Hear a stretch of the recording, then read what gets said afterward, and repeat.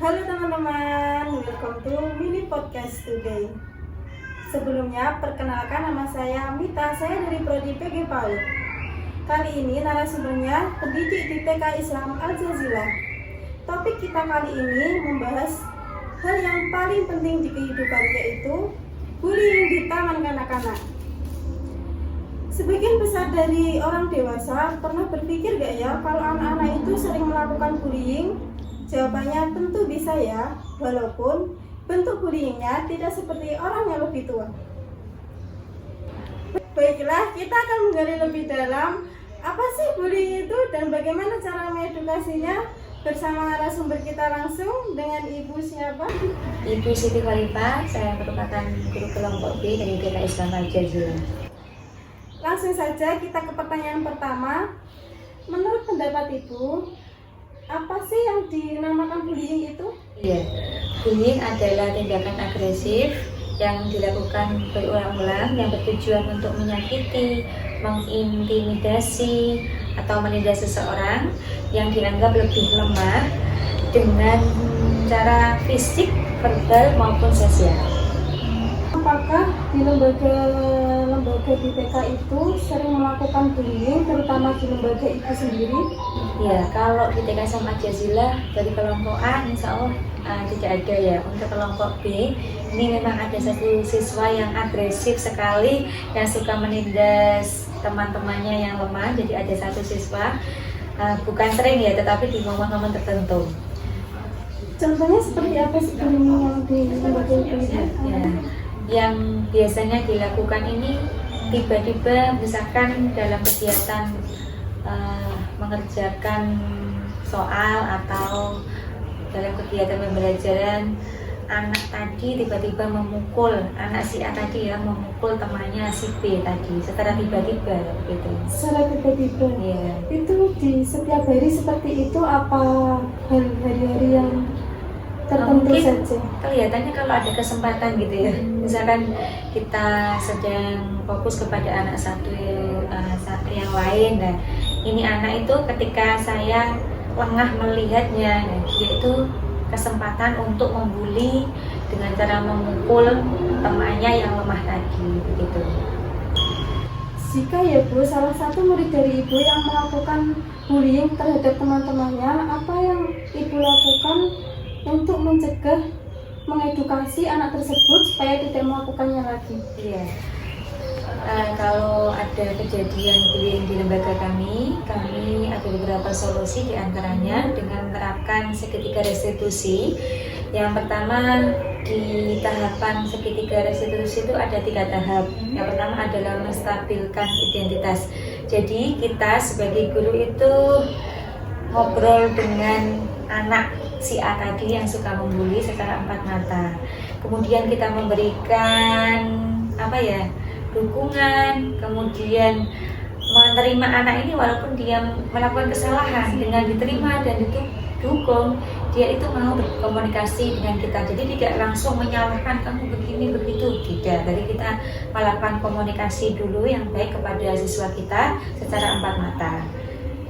Komunikasinya itu langsung bersama orang tua atau anaknya sendiri? Ya, kita hanya kepada anak saja. Jadi anak dulu yang kita selesaikan, yang kita edukasi. Kemudian untuk yang tahapan berikutnya, yang tadi kan menstabilkan identitas. Untuk yang kedua adalah validasi tindakan yang salah.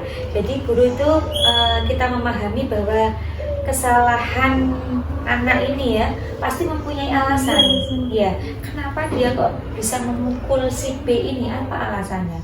Jadi kita mengedukasi dan menanyakan alasan apa yang menyebabkan si A memukul si B. Jadi kita memberikan pertanyaan itu kepada siswa kita. Ya. Kemudian untuk yang ketiga adalah menanyakan keyakinan, bahwa keyakinan apa?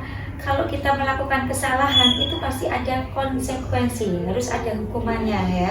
Nah, hukuman itu berupa apa? Nah, kalau seandainya kita juga mengedukasi kepada anak itu, kalau seandainya si A itu dibully, balik dibully, ya dia balik dibully, kan biasa dia membuli. Seandainya kamu dibully, apa perasaanmu, bagaimana perasaanmu, apa yang kamu lakukan, apa kamu sedih. Jadi mengimbaskan kepada anak itu jika pembulian itu terjadi kepada dia. Jadi dia berpikir, oh ternyata tidak enak ya dibully. Jadi kan dia bisa berpikir, dan kalau misalkan dia melakukan tindakan itu berulang-ulang, maka kita harus memberikan konsekuensi kepada anak itu biar anak itu bisa mengakui kesalahannya, juga bisa bertanggung jawab apa yang telah dilakukannya gitu. Teman-temannya itu berbuli sebaliknya apa enggak ya sama anak yang suka membuli? Kalau yang si B ini kan tipenya anaknya lemah, kemudian pendiam, suka menyendiri. Jadi kalau membalas itu kayaknya tidak ya, membalas itu tidak. Tapi kadang teman-teman yang lain itu istilahnya membela si B ini, dibela. Kamu kok gitu sama teman kamu, gini-gini. Yang lain itu membela, dan akhirnya dia balik dibully. Jangan sama teman-temannya, kamu nggak boleh begitu, kamu anak yang begini, kamu anak yang begitu, malah begitu. Dengan tujuannya membela maksudnya, ya bukan membuli. Anak yang agresif itu ya, yang suka membuli itu, teman-temannya suka merasa takut gak pada anak tersebut? Kalau yang anaknya yang saya tidak lemah seperti yang si B ini, biasa saja. Karena dia merasa dia nggak lemah, jadi saya bisa membalas kok kalau kamu membuli saya, kan begitu. Jadi dia mempunyai kekuatan untuk membalas. Jadi kalau yang si B ini memang tidak ada kekuatan, dia hanya berteriak sudah gitu aja, menangis, jadi gitu. ya, atau menangis begitu. Nah itu aja. Tapi kalau temannya kan, kalau misalkan diganggu dengan dipukul, langsung balas tanpa ada rasa takut begitu. Penyebab dari bullying itu terjadi faktor keluarga atau faktor yang lainnya itu? Iya. Setelah saya itu melakukan edukasi kepada anak didik saya, ya, kemudian saya juga berkomunikasi dengan pihak orang tua. Saya melakukan home visit ke rumahnya siswa tersebut dan melakukan dialog dengan bundanya. Nah, ternyata memang di lingkungan sekitarnya, faktor keluarganya, ada Pak Leknya ya, ada pamannya, ada bibinya, ada sepupunya yang memang seperti itu. Memang sewu, perkataannya agak kurang sopan. Jadi dia itu sering mendengar perkataan itu, dan jadi anak ini itu mencontoh sikap dan perilaku dari keluarganya, keluarga terdekat, lingkungannya. Ternyata sama ibunya juga sering membantah kalau di rumah begitu. Ya.